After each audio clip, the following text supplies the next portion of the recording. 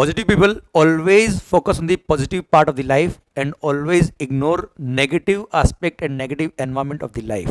Stay focused, stay positive. आ रहा है आपके लिए MCQ case study based MCQ number 5. दिल थाम के देखिएगा. अच्छा क्वेश्चन है, छोटा क्वेश्चन है, पर हाँ मजा आएगा.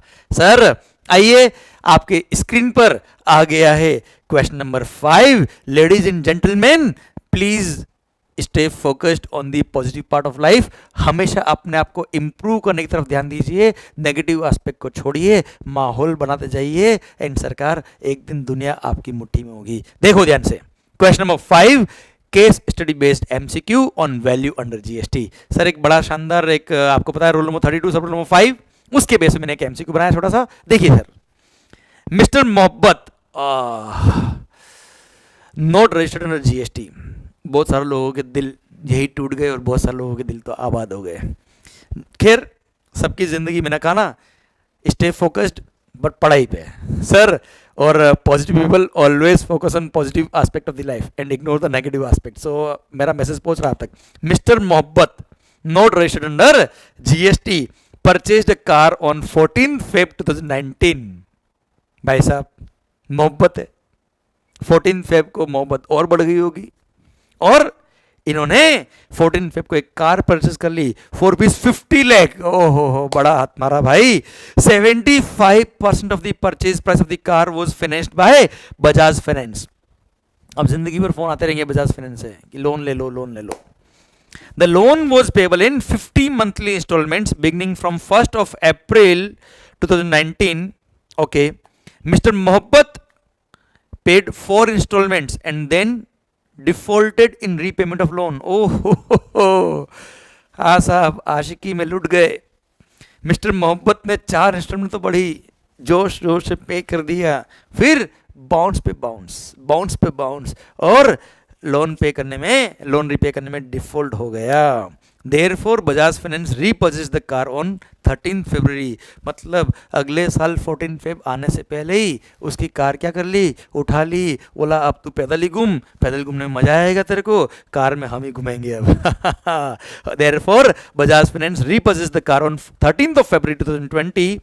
The car was disposed of on 1st April 2020 for rupees 38 lakh. What would be your answer?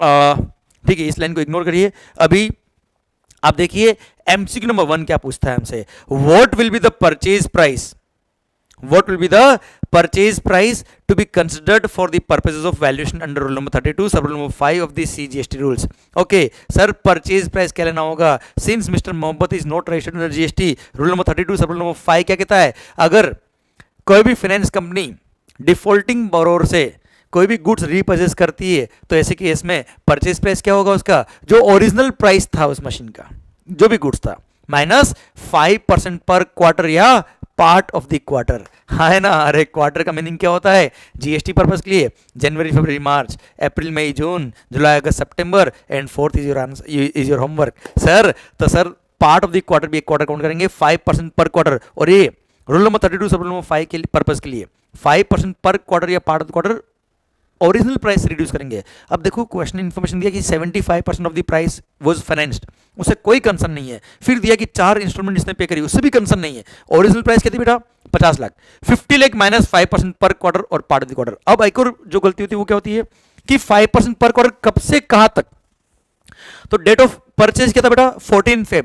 14 Feb से कब तक, जब रीपर्चेज किया तब से नहीं, तब तक नहीं, जब आपने वापस से बजाज फाइनेंस से वापस से बेचा, डिस्पोज ऑफ किया, वहां तक का 5% पर क्वार्टर लेस करना बेटा. मतलब नंबर ऑफ क्वार्टर कब तक काउंट करेंगे, जब आपने मशीन डिस्पोज ऑफ किया. रीपर्चेज कब किया उससे कंसर्न नहीं है, यहां मिस्टेक होती है बच्चों से. तो सर 14 Feb से क्वार्टर काउंट करना चालू करिए. अब 14 Feb से एक क्वार्टर कब खत्म हो जाएगा, 31 मार्च को.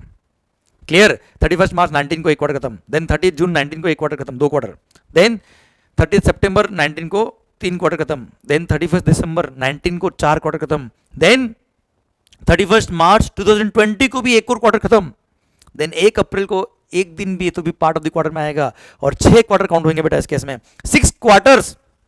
नाउ 5% पर क्वार्टर और part of the quarter for 6 quarters. तो 5% इंटू 6 करेंगे, then you will get to 30%. So क्या करेंगे, original price was 50 lakh, 50 lakh minus 30%, 50 lakh minus 30%, if you will do, तो it will be 35 lakhs. So 35 lakh will be the purchase price for the purpose of rule number 32, sub rule number 5 in this particular case. So 35 lakh. So B is the correct answer. MCQ number 1 का B is the correct answer. देखो बच्चों, MCQ number 2 की तरफ बढ़ते हैं हम. बोलता है क्या, What will be the value of supply for Bajaj Finance? Bajaj finance अब उसको कार को बेचेगा. What will be the value of Bajaj Finance, value of supply for Bajaj Finance for the purposes of valuation under rule number 32, sub rule number 5 of the CGST rules. Rule number 32 5 के purpose के लिए sir जो marginal scheme है उसके लिए value of supply क्या होगा, और आपको पता है क्या, cell price minus purchase price. अब सर सेल प्राइस इसने कितने में सेल किया बेटा, देखिए paragraph number 2 of the main question. Therefore Bajaj Finance repurchased the car on 13th February. The car was disposed of on 1st April for rupees 38 lakh. जो next line दी उसको ignore करिए. 38 लाख में इसने क्या कर दिया, कार को बेचा है बेटा. अब 38 लाख में कार को बेचा है तो 38 lakh was the sale price, और आपको पता है rule number 32 sub rule number 5 के लिए cell price minus purchase price. So cell price was 38 lakh and purchase price was 35 lakh. So 3 lakh will be the value of supply under rule number 32 sub rule number 5 for the purpose of GST for Bajaj Finance. 3 lakh. So A is the correct answer बेटा. Very good. आइए MCQ number 3 में. What will be the value of supply for Bajaj Finance for the purposes of valuation under rule number 32(5) of the CGST rules if disposal value of car is rupees only 31 lakh? भाइयों अगर car को dispose of किया 31 लाख में, ये हो गया sale price. Purchase price हमने निकाला है 35 लाख. अब 35 lakh was purchase price, sale price was 31 lakh. Sale price minus purchase price, तो sir 31 lakh minus 35 lakh, 4 lakh negative. और आपको पता है rule number 32 sub rule number 5 ने कहा है क्या, व्हेनेवर वैल्यूज आर नेगेटिव तो इट शिल बी डीम्ड टू बी निल. हाँ है ना, तो इसको इग्नोर करेंगे मतलब वैल्यू को इग्नोर करेंगे मतलब निल विल बी द वैल्यू. तो सर इस केस में लॉस हुआ है, लॉस पे अगर बेचा है तो नेगेटिव वैल्यू को काउंट नहीं करेंगे, value will be nil. So C is the correct answer. माहौल sir rule number 32 sub rule number 5 का C is the correct answer. Done. ये छोटा सा एक MCQ case study base MCQ एक 32(5) पे बनाया था मैंने आपको, सो दैट इसका रूल भी आपको समझ में आया और छोटा सा किस तरह से केस स्टडी बन सकती है आपको ध्यान रहे. जरूरी नहीं बहुत बड़े बड़े क्वेश्चन नहीं बने, छोटे भी बनते बेटा. क्लियर. डन. माहौल पढ़ते रहिए और ये सारे पॉइंट्स आपको कंसिडर करने हैं कि केस स्टडी कैसे बन सकती है और आपको किस तरह से आंसर देने हैं. Thank you so much. आपके कॉन्सेप्ट्स ही काम आएंगे. माहौल पढ़ते रहिए. जय हिंद. Thank you.